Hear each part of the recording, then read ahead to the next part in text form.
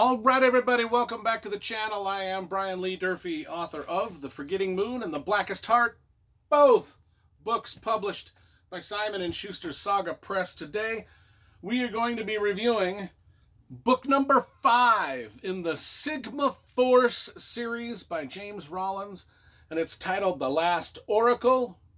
Came out in 2008. You know, I've read the previous 4 Sigma Force novels.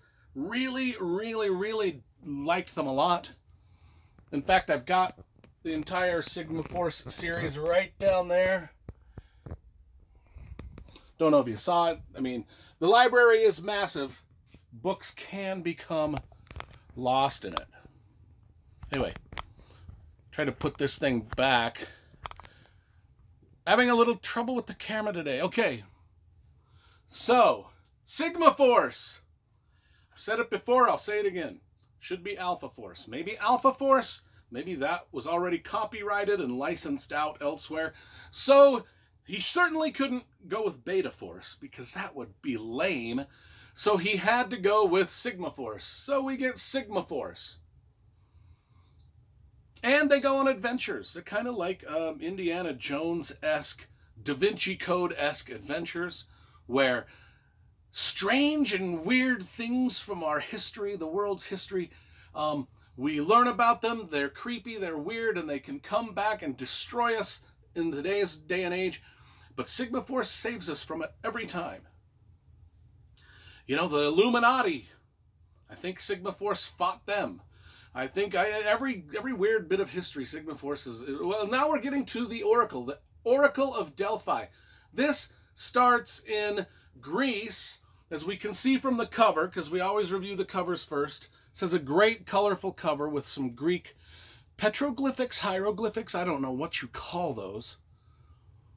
But it's really snazzy looking cover. I actually quite like it with the fire. Anyway, it starts in Greece in the year 398 AD.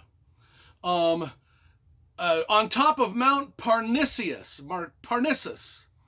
And there's a bunch of prophecies that happen. And there's an oracle, the Oracle of Delphi. We figured out that this mountain Parnassus actually emits... See, back in the day, they didn't know this. They weren't scientifically aware back in AD 398 of this phenomena. But there's actually a scientific reason why these oracles, these women, would go up on top of Delphi and they would come back with just crazy prophecies. Some of which actually came true. But there's a scientific reason for this. And we find out in the book that the scientific reason is, nowadays we've studied the top of that mountain and it is a volcanic area. And there are cracks in the mountain that emit these different chemicals. I wrote them down. Let me see if I don't know how to pronounce them, so forgive me, but it's hydrocarbon. Hydrocarbon. I don't know why. Hydrocarbon. I seriously wrote that down. And ethylene. So hydrocarbon and ethylene are emitted from the top of this mountain through these cracks, and you can't detect it. It's unseen. It's carbon dioxide, like where you just can't see it, but you're breathing it. Well, these oracles back in the day were going up onto this mountain. Well, this stuff, these two chemicals combined, are known to produce strange hallucinations in people. So that's why they kept going up to this mountain. They were being drugged by the planet. They were just being fed hallucinogenics by the planet. But they thought that they were crazy prophetesses. They were women prophets. Man, I'm having a hard time already. Anyway, they would prophesy stuff. And now the stuff that they're prophesying... Anyway, I'm going to read just because I am stumbling through this, I'm just going to read the back of this book to give you the breakdown. In Washington, D.C., a homeless man takes an assassin's bullet and dies in Commander Gray Pierce's arms. Gray Pierce is one of the Sigma Force guys. A bloody coin clutched in the dead man's hand, an ancient relic that can be traced back to the Greek Oracle of Delphi. It's the key to a conspiracy that dates back to the Cold War and threatens the very foundations of humanity.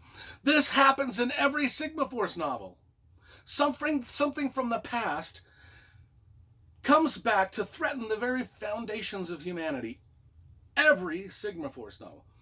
For what if it were possible to bioengineer the next great prophet? A new Buddha, Muhammad, or even Jesus?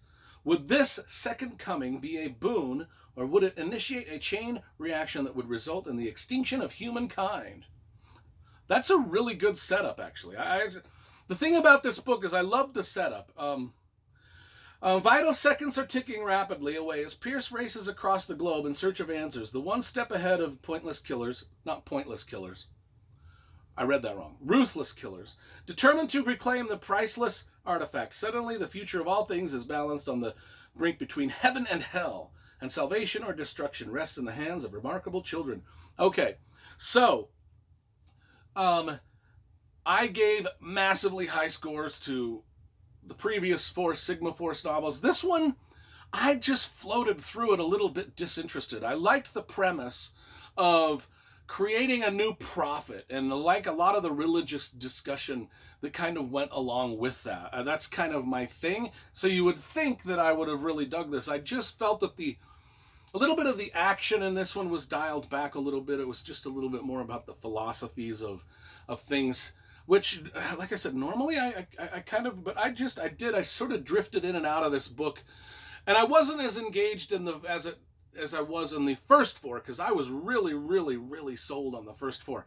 This one took a little bit of a dive for me, so I'm going to give Sigma Force number 5, The Last Oracle, about a 7 out of 10, because I finished it.